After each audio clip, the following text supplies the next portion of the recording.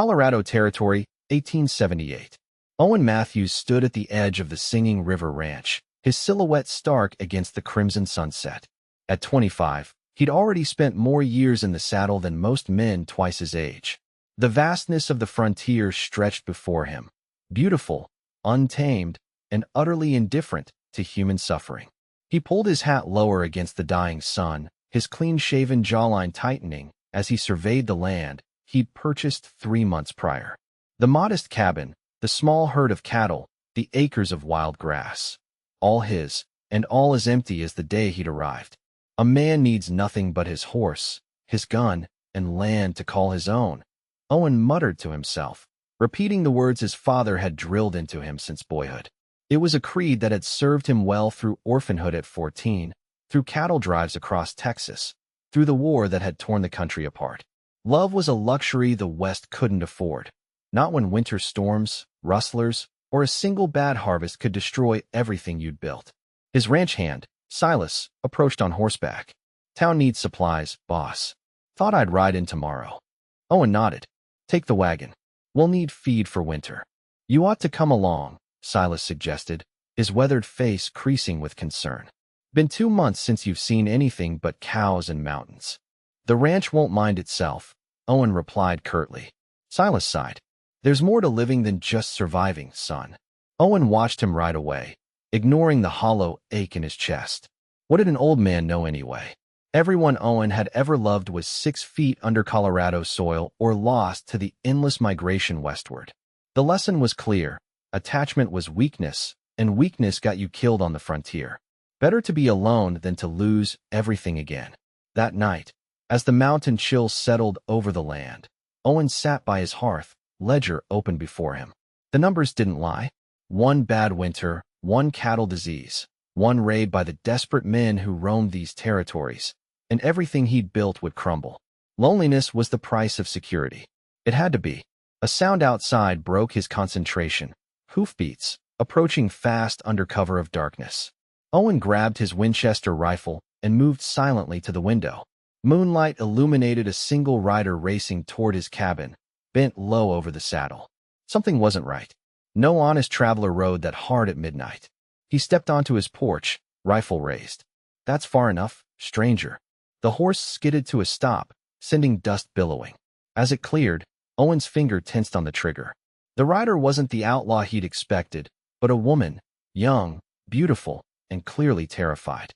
"Please," she called out, her voice breaking with desperation. "They'll kill me if they find me." She slid from her saddle, her legs buckling beneath her.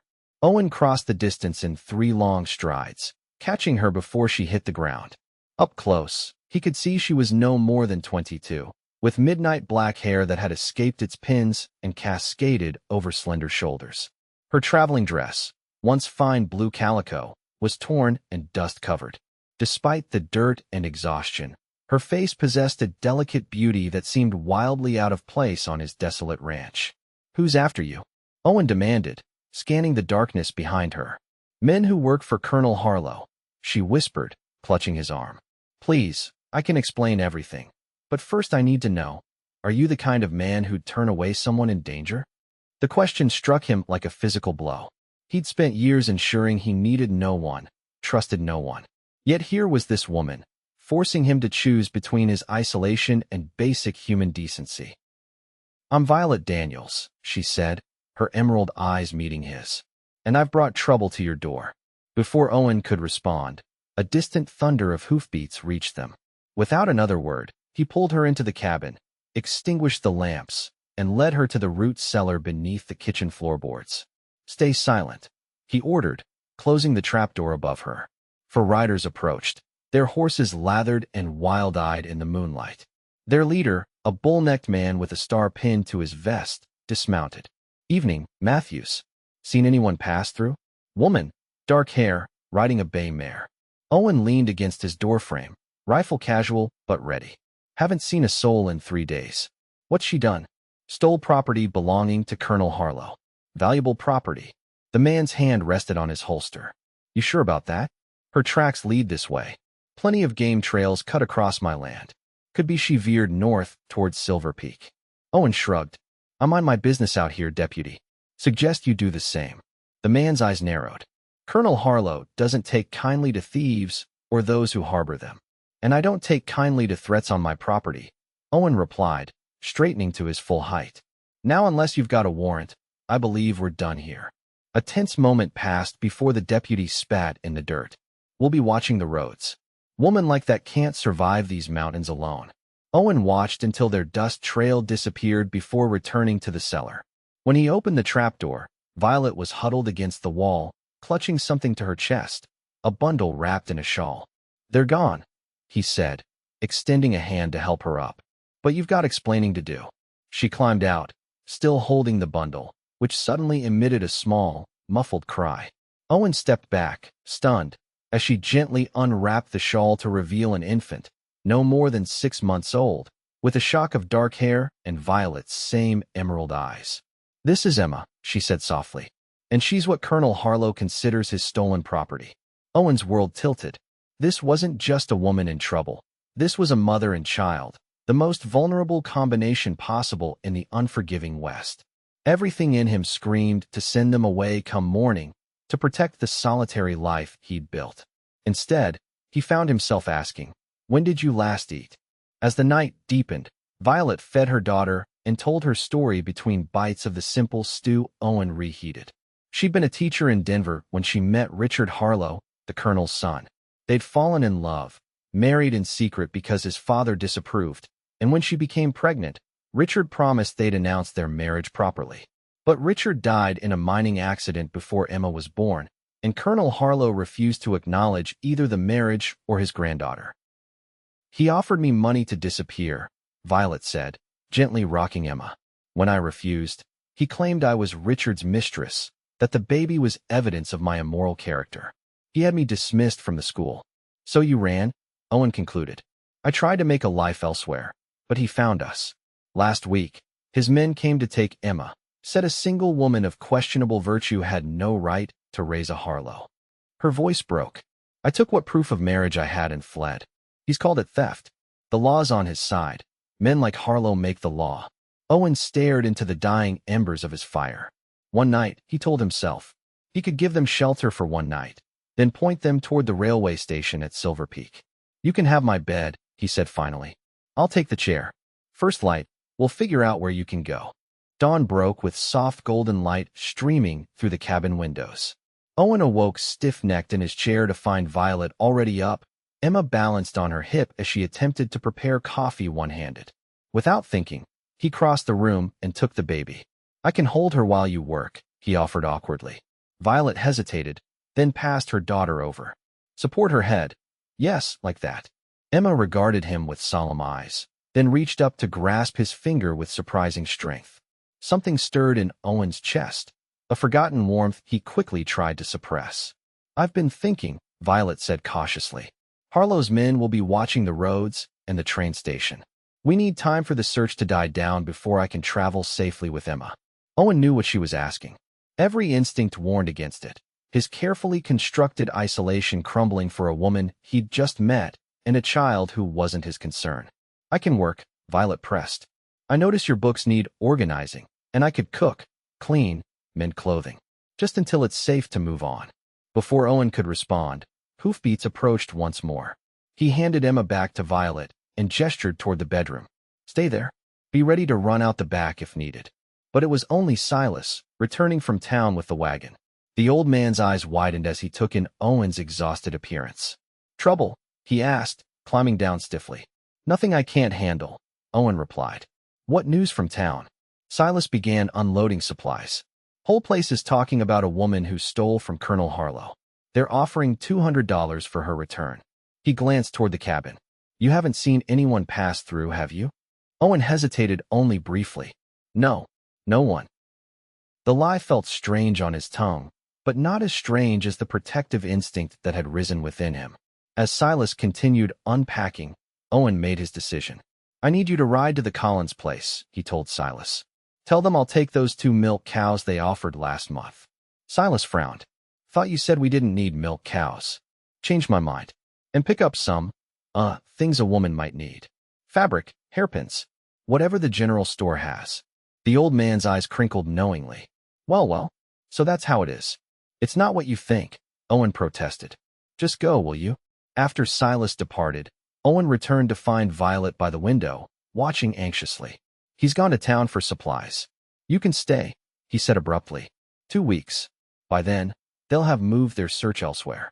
Relief flooded her face. Thank you. You won't regret this.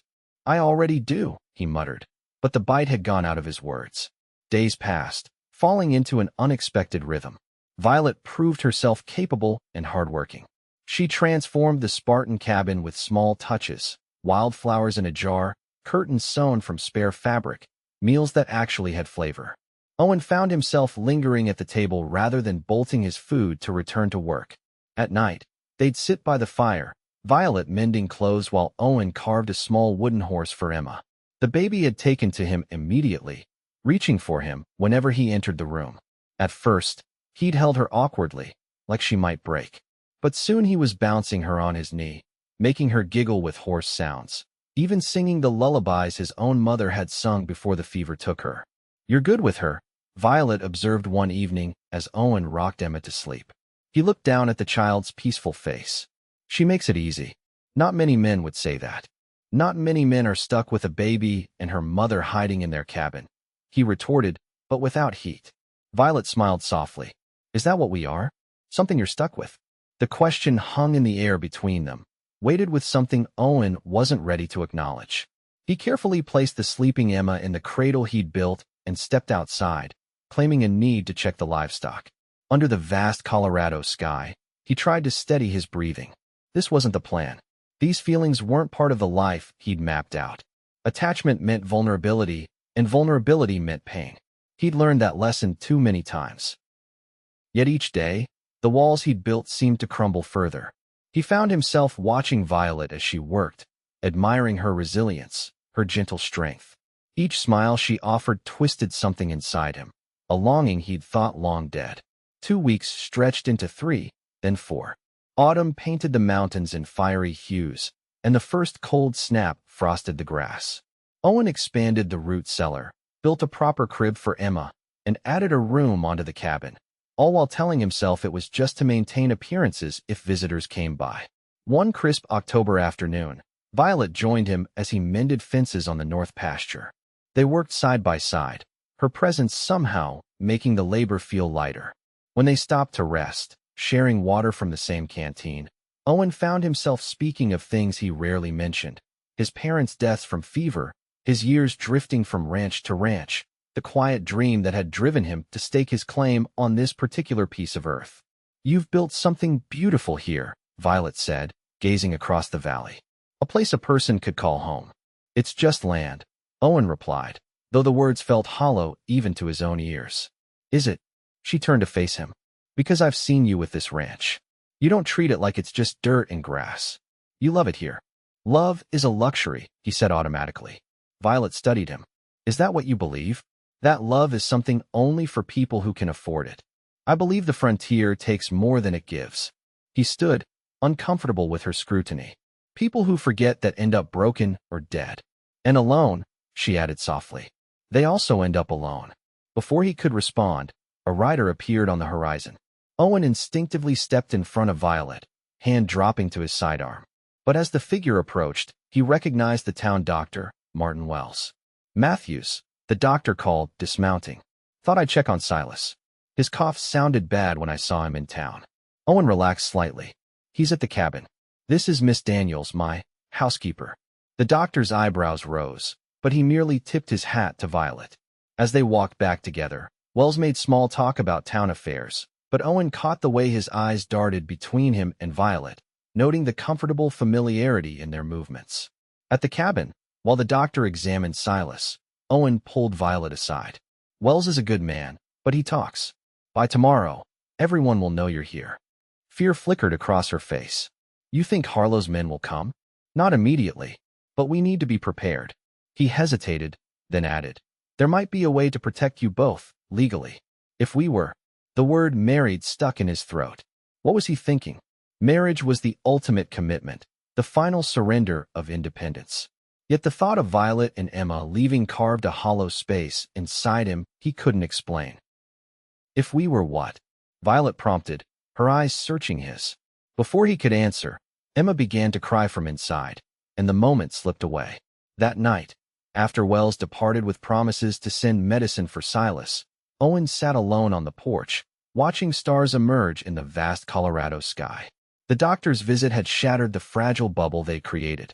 Reality was pressing in, the reality that Violet and Emma weren't truly his to protect. The door creaked behind him, and Violet stepped out, wrapping a shawl around her shoulders against the evening chill. "Emma's finally asleep," she said, settling beside him on the porch step. "She's teething, I think." Owen nodded, acutely aware of her shoulder nearly touching his. They sat in comfortable silence for a while, listening to the distant cry of coyotes. "Earlier today," Violet finally said, "what were you going to suggest? When you said there might be a way to protect us legally." Owen stared at his hands. "It was nothing, just a thought." "Owen." She rarely used his first name, and it pulled his gaze to hers. "Please tell me." The moonlight silvered her features, and something in Owen broke loose. A dam holding back words he'd never thought to say. "You could stay," he said roughly. "Not as my housekeeper. As my wife. On paper, at least," he added hastily. "Emma would have my name." Harlow couldn't touch her then. Violet's expression remained unreadable. A marriage of convenience. "Yes. No." Owen ran a hand through his hair in frustration. "I don't know what I'm asking. Forget I mentioned it. What if I don't want to forget?" She touched his arm lightly. "What if I've been hoping you'd ask me to stay, not just because it's safe, but because you want us here?" The vulnerability in her voice undid him. "I built these walls for a reason, Violet. Everyone I've ever—" He stopped, swallowed hard. "The frontier takes. That's what it does." "Yes," she agreed, surprising him. "It takes. It's harsh and dangerous and uncertain. That's why people need each other out here. Not despite the wilderness, but because of it." Her words struck at the core of his belief, the armor he'd worn for so long. What if his father had been wrong? What if strength wasn't found in isolation, but in connection? Before he could respond, a flicker of torchlight in the distance caught his eye. Riders, at least 6, approaching fast. "Get inside," he ordered, reaching for his rifle. "Wake Silas. Take Emma and hide in the root cellar." "Owen, now Violet." As she rushed inside, Owen positioned himself on the porch, rifle ready. The riders thundered into the yard, led by the bull-necked deputy he'd met weeks before. "Matthews," the man called, torch held high. "We know she's here. The doctor's wife couldn't wait to spread the news of your pretty housekeeper and her baby." Owen kept his rifle level. "You're trespassing, Jenkins." The deputy smirked. "Got a warrant this time." He waved a paper. "For the arrest of Violet Daniels, for theft of property belonging to Colonel Harlow, and for immoral conduct." "That's a lie," Owen spat. "She's done nothing wrong. Let's hear what the judge says." Jenkins nodded to his men, who began to dismount. "Now step aside, or we'll burn this place to the ground." Owen's finger tensed on the trigger. 6 against 1, terrible odds. But the thought of Violet and Emma in Harlow's clutches made his decision simple. "You'll take her over my dead body." As tensions escalated, the cabin door opened. Violet stepped out, chin high. Emma clutched to her chest. "I won't have bloodshed on my account." "No," Owen protested, moving to block her. She placed a hand on his arm. "Trust me," she whispered. Then, louder, "Deputy Jenkins, I have something Colonel Harlow wants even more than me or my daughter." Jenkins hesitated. "What's that?" "Proof that would ruin him. Records of his business dealings with certain officials, payments to ensure mining claims went his way." She reached into her bodice and removed a folded paper. "This is a copy. The originals are hidden where you'll never find them, with instructions to publish them if anything happens to me or my daughter." Jenkins dismounted cautiously. "You're bluffing." "Am I?" Violet held out the paper. "See for yourself. Richard showed me everything before he died. His father's not the upstanding citizen he pretends to be." The deputy snatched the paper, scanning it by torchlight. His expression darkened. "This doesn't change the warrant. Tell Colonel Harlow I want to trade. He acknowledges my marriage to Richard, recognizes Emma as his legitimate granddaughter, and leaves us alone forever. In return, these documents disappear." Violet's voice never wavered. Otherwise, every newspaper from here to Denver gets copies. Jenkins crumpled the paper. You think you can blackmail a man like Harlow? He'll kill you first. Then he'll never find the originals, Violet countered. And his reputation will still be destroyed. His choice. A tense silence fell. Finally, Jenkins remounted. You've got 1 week. Harlow will send his terms. He spat again. You'd better pray he's feeling generous. As the riders departed, Owen turned to Violet, awestruck. You had evidence against Harlow all this time? Why didn't you use it before? Because I didn't have it. She smiled shakily. Richard never showed me any documents. That paper was just our marriage certificate. I gambled that Harlow has enough secrets to make my bluff believable. Owen stared at her, then began to laugh, a rusty sound that surprised even him. You're either the bravest or the most foolish woman I've ever met. Perhaps both, she admitted, her own laughter joining his until Emma began to fuss at the commotion. As their laughter subsided, the gravity of their situation settled over them. They'll be back, Owen said soberly. And they won't be so easily turned away next time. Violet nodded, bouncing Emma gently. Then we have 1 week to decide what to do. That night, neither could sleep. They sat at the kitchen table, discussing options that grew increasingly desperate, running further west, seeking help from the territorial governor, standing their ground and fighting. There's another way, Owen said finally, reaching across the table to take her hand. What I suggested before, but for real this time. Not just on paper. Violet's eyes widened. What are you saying? I'm saying that I was wrong. About everything. He tightened his grip on her hand. The frontier does take, Violet. It takes mercilessly. But it also gives, if you're brave enough to accept the gift.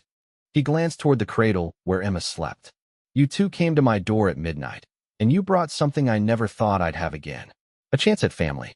At home, that's more than just walls and land. Owen, she whispered, tears gathering in her eyes. I love you, he said, the words strange and wonderful on his tongue. Both of you. And if you'll have me, I'd like to be a husband to you and a father to Emma, for real and forever. We'll face Harlow together. Violet rose from her chair and moved around the table, kneeling beside him. Are you certain? This isn't just about protection anymore. I've never been more certain of anything, he replied, cupping her face in his hands. I built this ranch thinking it was all I needed, but it was empty until you arrived. She leaned into his touch, a smile breaking through her tears. Then yes, Owen Matthews, I will marry you, not for protection, but for love. Their lips met in a kiss that felt like coming home after a long journey. When they broke apart, Owen rested his forehead against hers. Tomorrow, we ride to town. We'll be married by sundown. The morning brought clear skies and renewed purpose. Silas, recovered enough to travel, agreed to accompany them as witness. Before they departed, Owen retrieved a small wooden box from beneath a floorboard, his mother's wedding ring, the one precious item he'd kept through all his wandering years. It's not fancy, he apologized, slipping the simple gold band onto Violet's finger. She admired it with shining eyes. It's perfect. The town of Silver Peak buzzed with whispers as they arrived. News of the confrontation at the Matthews Ranch had spread, and curious eyes followed them to the minister's house. But with Silas at their side, rifle across his lap, no one dared interfere. The ceremony was brief, the minister nervous but willing once Owen explained the situation. By afternoon, Violet Daniels became Violet Matthews, and Owen signed papers officially recognizing Emma as his daughter. They celebrated with a meal at the town's only restaurant, ignoring the stares and whispers around them. As they prepared to depart, the telegraph operator hurried over. Message came for you, Matthews. From Denver. Owen opened the telegram with trepidation. Have received your terms. Stop. Accept with conditions. Stop. Wife and child acknowledged. Publicly. Stop. You will never contact family again. Stop. Reply. Acceptance. Immediately. Stop. Harlow had capitulated. Perhaps he truly had secrets to hide, or perhaps he'd recognized the determination in their stand. Either way, the threat was neutralized. It's over, Owen said, passing the telegram to Violet. He's letting go. Her shoulders sagged with relief. He must have believed my bluff.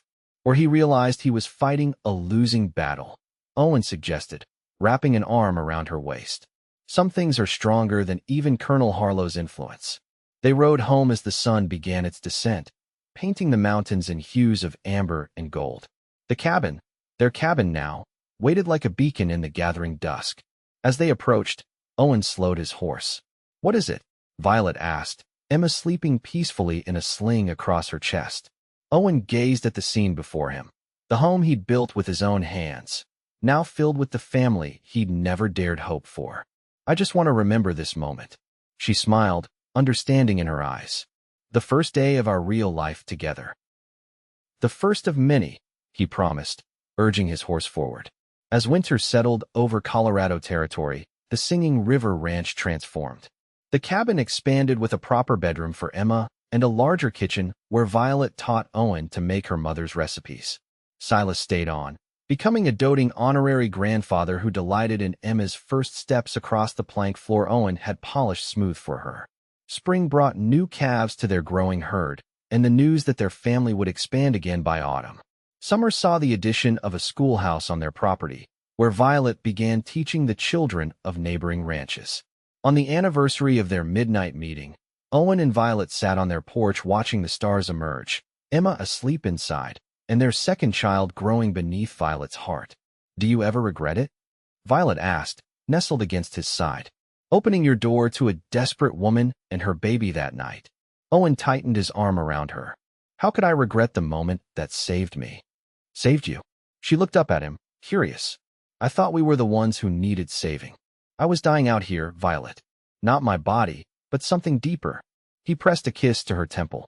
"I thought the frontier had taught me that love was a luxury. But what it really taught me was that love is the only thing that makes the hardship worthwhile." Around them, the Colorado night whispered its agreement as the Singing River played its endless melody. No longer alone against the wilderness, they faced the frontier's challenges together, their love not a vulnerability, but their greatest strength in a land both harsh and beautiful. And it had all begun at midnight, when a mystery woman brought not just romance to a lonely cowboy's door, but the gift of a complete and joyful life he'd never dared to dream was possible.